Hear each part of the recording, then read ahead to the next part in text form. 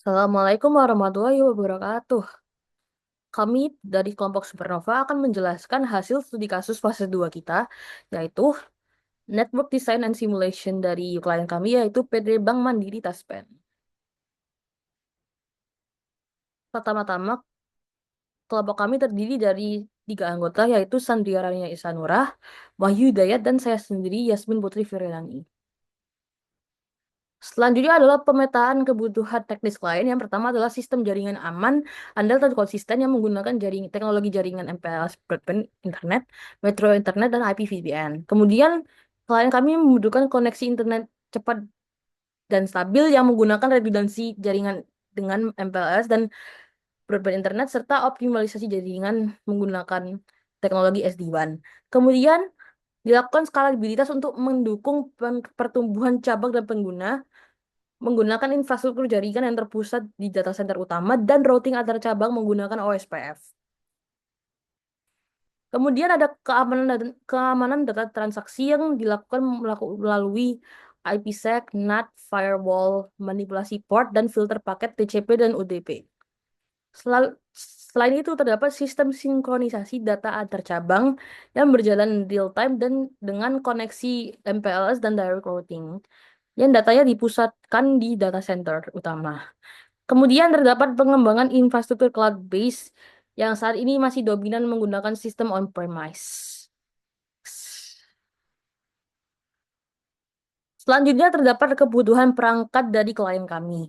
Tabel ini menunjukkan alokasi perangkat untuk 2 dari 200 plus cabang. Konfigurasi serupa diterapkan di semua cabang dengan estimasinya sebagai berikut. Klien kami memiliki 4 divisi utama, yaitu pusat, divisi Network Infrastructure, divisi Human Capacity, divisi pengolahan data, dan divisi CISO. Divisi Network Infrastructure memiliki 1 router, 200 PC, dan 50 server dengan total 251 perangkat. Divisi Human Capacity memiliki 1 router, 50 PC, 20 printer dengan total 71 perangkat. Divisi pengolahan data memiliki 1 router, 50 PC, dan 10 server. Totalnya adalah 61 perangkat. Divisi CISO memiliki 1 router, 50 PC, 5 server dengan total 56 perangkat.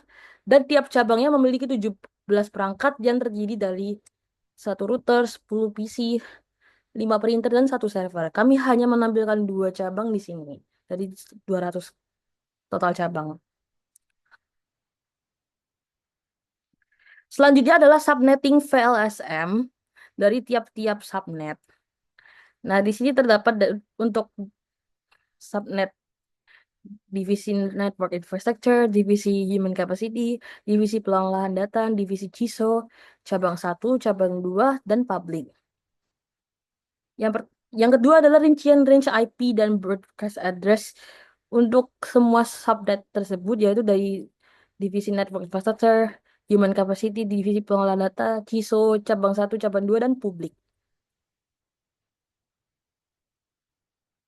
Kemudian ada topologi jaringan kami, yaitu topologi jaringan hybrid yang menggabungkan star dan tree. Router pusat atau network infrastructure berfungsi sebagai jaringan penghubung utama antara divisi kantor pusat, yaitu human capacity, pengolahan data, CISO, cabang, dan jaringan publik.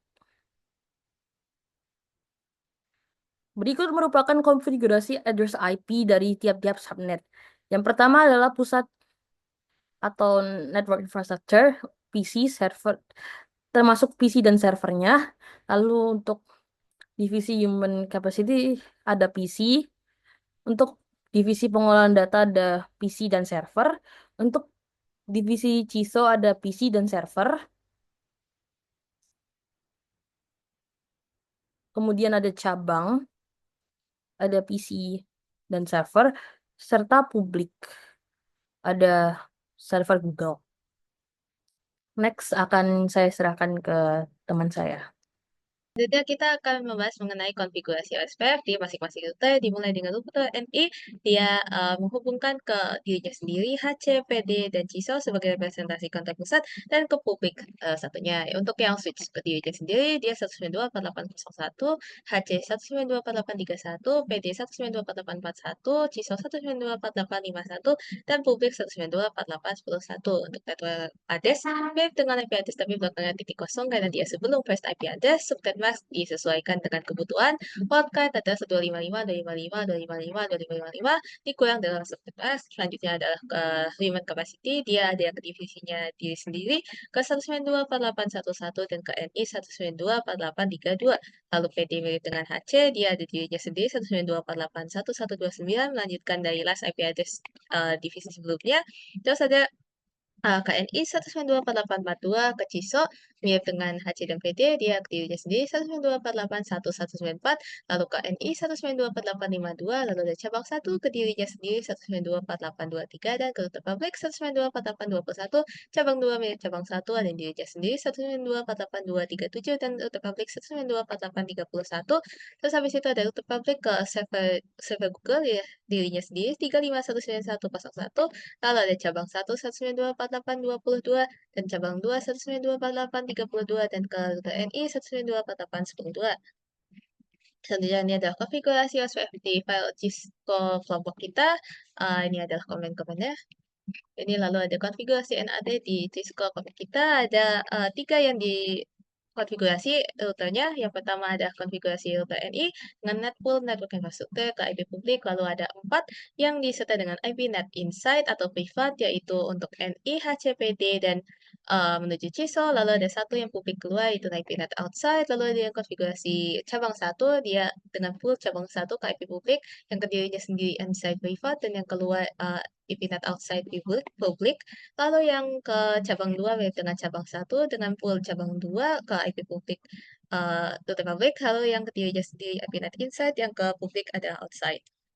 Lalu ini ada implementasi website mengakses suatu web client dari salah satu device, di sini kasusnya PC NI, dengan DNS server Google, dan hasilnya ini ada webnya. Kita mensimulasikan dengan file HTML, lalu ini ada di konfigurasi server Google, lalu ini ada setting router NI karena ini pakai PC NI, dan ini adalah tampilan websitenya begitu berhasil diakses. Selanjutnya ada konfigurasi DNS server ISP dan server Google dikonfigurasi untuk menerjemahkan domain. Ini domain klien kelompok kami, bank.mandiri.co.id dengan IP 3519102. Layanan DNS memungkinkan klien mengakses halaman web melalui nama domain, mendukung komunikasi data bebas jaringan, dan di sini mengarahkan klien ke halaman demo kelompok kami. Ini adalah konfigurasinya di server Google. Selanjutnya ada hasil uji konektivitas jaringan pada subnet yang sama. Ini misalkan PC ke CPNI sukses, PC ke PDHC sukses, PC ke PD sukses, PC ke server CISO sukses, PC cabang 1 servernya sukses, PC cabang 2 ke server sukses, dan server Google ke router publik semuanya sukses. Terus ada hasil uji konektivitas jaringan pada subnet yang beda. Ini misalkan yang NI ke HC sukses, ke PD sukses, ke CISO sukses, tapi yang cabang 1, cabang 2 failed, ke publik sukses. Begitu juga HC ke PD sukses, ke CISO sukses, tapi cabang 1-2 failed, yang ke publik sukses, dan PD ke CISO sukses, tapi cabang 1-2 failed. Hal ini karena tidak bisa mengakses cabang 1, cabang 2 melalui simbol PDU karena terhalang oleh NAT. NAT konfigurasi yang tadi sebelumnya, yang privat hanya bisa mengakses privat pada jaringan yang sama. Jadi dalam satu kantor pusat, misalkan divisi bisa mengakses satu sama lain, tapi misalkan kalau dari pusat ke cabang 1, yang privat ke privat, tidak bisa, karena itu di luar jaringan yang telah dikonfigurasi. Ini ada lanjutannya, ada yang PD ke publik sukses, CISO ke cabang 1-2 failed, ke CISO ke sukses, CISO ke publik sukses, tapi terus ada cabang 1 ke cabang 2 failed, terus ada cabang 1 publik failed, cabang 2 ke publik failed. Nah, ini hasil uji konektivitas ke seluruh server. Ini mirip dengan sebelumnya, tapi bedanya targetnya adalah ke server. Ini ada NI ke PD sukses, NI ke CISO sukses, ke Google sukses, tapi cabang 1, cabang 2 failed. HC ke NI sukses, PD sukses, CISO sukses, Google sukses, tapi cabang 1, cabang 2 failed. PD ke NI sukses, ke CISO sukses, dan Google sukses. Ini mirip dengan sebelumnya. Permasalahannya adalah karena konfigurasi NAT, suatu privat di jaringan tidak bisa keluar jaringannya ke privat yang lain. Tapi kalau publik, bisa, buktinya adalah yang ke Google. Selanjutnya untuk hasil uji konektivitas seluruh server itu didapat eh, successful kecuali beberapa fail itu terhadap cabang satu, cabang 2 dan server Google itu dikarenakan alasan sebelumnya, yaitu tidak bisa mengakses server Google cabang satu ataupun cabang 2 melalui simpel PDU dikarenakan terhalang oleh NAT. Sedangkan jika diakses menggunakan ping dari suatu device itu baru bisa berhasil. Selanjutnya itu analisis paket CMP pada uji konektivitas.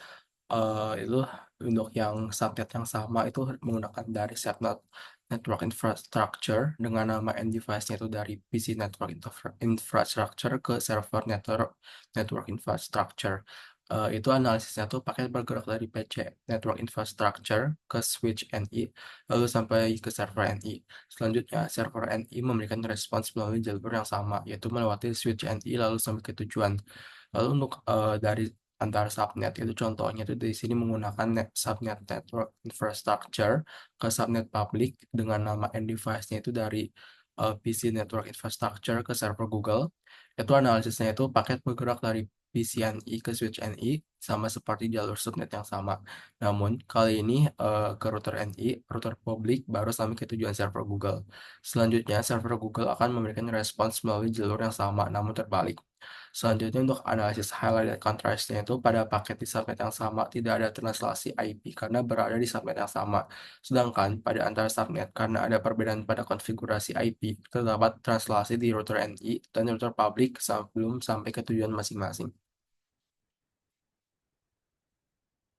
Selanjutnya itu ada analisis NAT, itu semua kantor-kantor tersebut akan terhubung ke dalam satu jaringan yang direpresentasikan dalam bentuk jaringan sederhana berupa router publik dan server Google. Setiap jaringan seperti pusat, cabang satu dan cabang 2 memiliki jaringan privat sendiri. Namun, jaringan yang terhubung dengan router publik tersebut dibuat publik.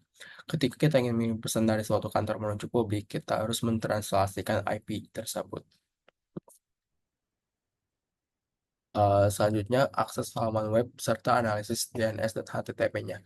Pada kali ini, salah satu contohnya itu menggunakan device dari PC Network Infrastructure sebagai PC yang digunakan untuk mengakses suatu halaman web yang diimplementasikan di DNS. Dan di sini terlihat bahwa suatu webnya itu berhasil diakses dengan URL-nya yang sesuai. Dan juga jika dilakukan interrupt domain ini dari PC Network Infrastructure untuk menguji fungsi DNS dan konektivitasnya, hasil pengujiannya itu menunjukkan bahwa domainnya itu berhasil diresolusikan oleh DNS server menjadi alamat IP yang sesuai. Lalu klien juga mengirimkan keempat paket ICMP yaitu ke server dan seluruh paket tersebut diterima dengan sukses oleh server. Selanjutnya statistiknya juga menunjukkan tidak ada kehilangan paket atau 0% packet loss yang mengindikasikan bahwa jaringan antara klien dan server berfungsi secara stabil tanpa adanya gangguan.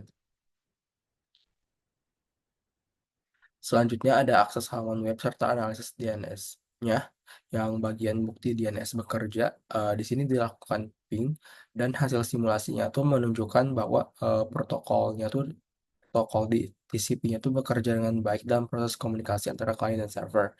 Ini menunjukkan bahwa proses three-way handshake yang diawali dengan pengiriman paket SYN dari perangkat klien ke server, diikuti respons SYN ACK dari server, dan diakhiri dengan paket ACK dari klien untuk membentuk koneksi. Proses ini membuktikan bahwa koneksi TCP berhasil terbentuk sebelum data HTTP dikirimkan, dan ini juga menunjukkan bahwa proses protokol TCP berfungsi sesuai dengan yang diharapkan dalam suatu jaringan.